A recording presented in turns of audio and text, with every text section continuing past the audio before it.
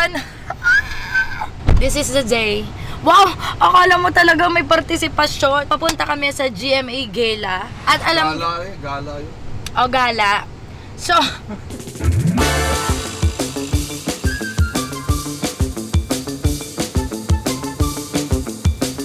Pasok ba sa tema tong decision? Kasi guys, kung napapangitan si Arvin, hindi na kami a-attend. Pwede itong ibuka. Dito nga sana yung start niyan eh. Nung tinatanong ko, saan niyo po yung busing sleep? Dito sana mag-start. Itong dede, gawan ko ng paraan mamaya. Nakakausap naman ito. Ganda. Diretso honeymoon kami ni Kong mamaya. Ma'am, makihiram ako ng room ah. Apal ng mukha eh, no?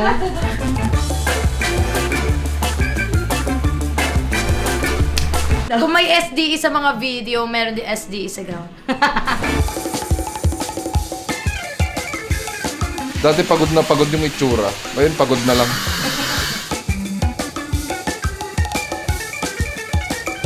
Alam mo, nakikita ko kasi sa TikTok na nagtitrending yung GMA Gala. Inaabangan talaga nila. Na napapaisip ako, bakit kami nandito ni Kong? Wala naman kami talagang ambag dyan. Wala naman kami kahit ano. Nag-interview nga ako sa AMJS dati 2020. Yung feeling ko yun. Kasi yung inimbita kong bulto. Alam nyo ba guys kung bakit kami napasama doon? Dahil kinuha ako ng KMJS dati para sa Halloween special nila. Inahanap ko yung convo namin dun sa Halloween special na magiging white lady ako. Ito pa yung isa nila sa aking in-invite na... Ilabas mo lahat. Ilabas mo lahat ng ebidensya na ano tayo. O bakit sasabihin bakit nandyan yan, mga yan? Kasi Pakita hindi mo, nyo pakita alam mo kasi eh. Hindi nyo kasi alam yung pinanguhugutan. Kasi mga special talaga yung ikinukuha sa amin sa GMA. Dapat yung ano yung Marimar Pulgoso. Kukunin akong boses ni Pulgoso. Marimar! Marimar! Andiyan na naman si Seryo! Meron pa ako isa special role eh. Sa Black Rider eh. Kinukuha din ako dun eh. Ikaw yung kabayo. Hindi. Ikaw yung sasakyan ni Ruru. O, di ba? Ganun mga kami ka-special, kaya kami nandyan. Okay, ito ang sabi. We are currently working with a segment about the Filipinos. Imagine, buong Pilipino, buong Pilipinas ito kasama ha. Being known as one of the happiest people on earth. Some people have unique and unusual laughing sound, which will be aired in line with this. Would you like to inquire po sana, Miss V. Cortez, in our program for a sit-down interview? Oh, imagine, gusto akong patawanin doon sa interview kasi unusual yung laugh ko. So, mga ganun po siya ka-special. Kaya kami na-invite. Natutorn kasi kami, ito guys ha, sa aminin namin, natutorn kami sa mga bigay sa aming projects. Kasi, nung nasa KMJS ako, as multo, sa totoo lang, nakakayama. Kinukuha rin kasi ako dun sa, Corina, na sa rated. Ay, nagsabay. Nagsabay kasi, na-torn ako sa KMJS kasi white lady, dito sa isa black lady. So, parang na-torn ako kasi parehas maganda yung gaganapan diba? So, nahirapan talaga ako doon. Kaya wag na lang, parang sasamahin loob. Baka kasi may sumamolo po kung si Bipo maging multo doon dito. Ayaw. Eh, mas matagal, parang 5 seconds yung labas ko sa KMJS Matagal-tagal yun kasi talaga, ganun siya kahaba. Sa black lady, nakatayo lang. Pero mas maganda yung skin ko kasi sa black na damit. So, torn talaga ako. So, pasensya na guys kung hindi ako nakapunta sa project na yun kasi talagang ang hirap mag-decide. Masabi rin hindi kami basta-basta talaga. Sino ba mga kalibel niyo doon? Yung mga bumoses din kay Pulgoso. Siguro counted talaga yung gusto nila akong maging multo dun sa KMJS. Pero kasi... Partida niya, hindi ka pa sumipot. Paano pag sumipot ka pa? Hindi ginawa ka ng star niya. Inimbitahan siya. Ito lang yun, inimbitahan lang. Hindi sumipot. Kung tinanggap pa niya yun, paano na lang? Sabagay, malaki kasing ambag talaga. Kasi alam nyo, ang inaabangan talaga naman na show sa GMA, yung KMJS na Halloween special. So talagang big thing siya. Laki ng impact mo dun sa Laki ng buhay ng impact. bawat Pilipino. Gaga, ilang bata ang mapapaiyak, no? Yung mga lalaking 6 years old ngayon, hindi ka mang babalikan, balang araw. Grabe Ate B, takot na takot ako dati dun sa mo. Kaya kung ako sa'yo, tanggapin mo na.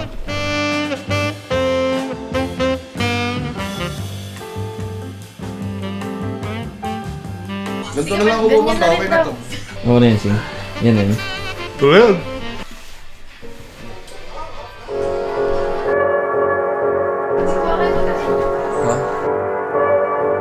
Pogi na kasama ka! Hindi tayo matatapos, ma. Huwag mo tinititigan. Daddy, hindi kami matatapos.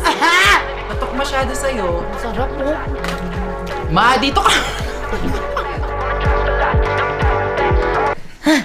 Napapalaman na ni.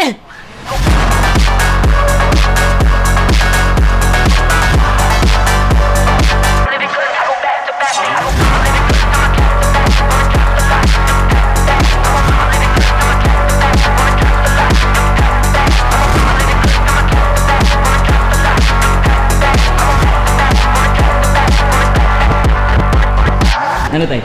Sanay na sanay 20 years na nga ako dito sa industriya. Ito mga ganito. Ano na siya? Parang part na siya ng life. Tsari. Hindi, nakita ko si Ma'am Mariam parang aparisyon. Nalungka ako talaga. Asan?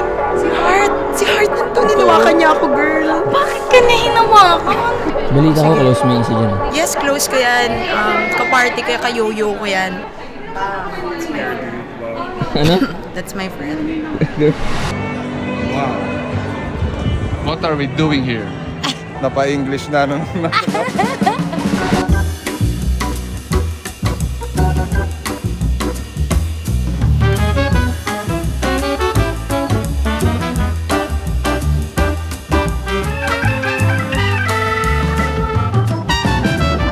So mga VVs, tapos na ang GMA Gala and sobrang Gala? Gala pala, sorry. Gala ako ng gala kanina, pag gala pala yun. Sobrang nag-enjoy kami dahil para kaming nag-window shopping. Alam mo yung ang dami mong nakikita, lalo na yung Pinakamaraming artistang nakita mo sa isang lugar. ang talagang naiilibs ako kay Marian Rivera. Malayo pa lang siya. Ang ganda niya talaga, ang liit ng mukha niya. Sobrang ganda niya talaga. Tapos kasama niya sa Sir Ding Dong. Tapos guys, yung boses ni Miss Julie Ann San Jose, Parang may filter. parang naka-filter na. Alam mo yung parang meron Grabe na yun siyang yung kaya, voice.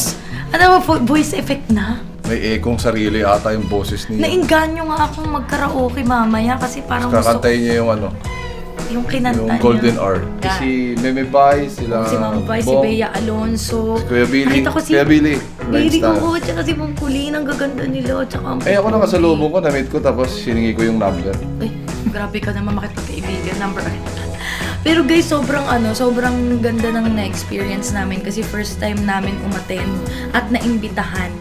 So maraming salamat sa GMA, sa Buti na lang umuwi creative siya sa din. multo. Yan, sa creative din. Sa creative din Tapos kasi nabit nga. mo pa yung mga dati mong ano, yung mga may-aring pinapasalamatan. Sila Ma'am Goson, si Atty. Goson. Oo, na-meet namin. Tapos Tita Sabi Cory. ko nga, Yung Tita Cory, Bitanis na lagi. Sabi ko, ma'am, baka may kailangan kayo sa sa Soko na na pinatay. Pwede po kami ng asawa ko. Yung mga biktima. Baka may kailangan po kayong mga extra dyan. Nangihingi ng trabaho. Basta sobrang saya ng experience. Ganun pala ang pakiramdam ng maglalakad ka sa red carpet, di ba? Na, syempre, first time talaga Kinakabahan ako namin. para akong bulbul. Nakita ko yung lakad nila, ano, talagang pakak. Kasi, bago Tapos kami. ako yung lakad ko. Oo, bago kami, nag-trending to, yung ganda ng lakad nila, si Miss Andrea Torres, si Glyza, si Max Collins. Talagang bago kami, sila, parang may sayaw. Parang Destiny's Child. Oo. Huwag mo nang gayahin, ginaya mo pa Eh eh. kasi nga, tapos yung kaibigan mong kailangan ng acting pag nagkikwento. Tapos nung kami na parang, yung iya kami kasi, Pagbulag, gano'n ko yung lahat. Gusto mo luha ako papunta ko sa ano. tapos hindi ko nakita si Miss Hart. Kaya mag-ano. Kasi medyo late na hindi ko nakita si Miss Hart, nakaupo na lang kasi kami. Sobrang saya. Maraming salamat sa unat. Thank you, Sorry. GMA Gala. Hindi ko alam kung may imbitahan pa kami sa susunod. Creative din. Pero yun nga guys, best experience, uuwi na kami. Dahil syempre, may after party pa. Pero, hindi na kaya ng brain cells ko. So, ito palang mga alas ko. Manila Diamond Studio. Ayan. So, yun, sobrang saya talaga ng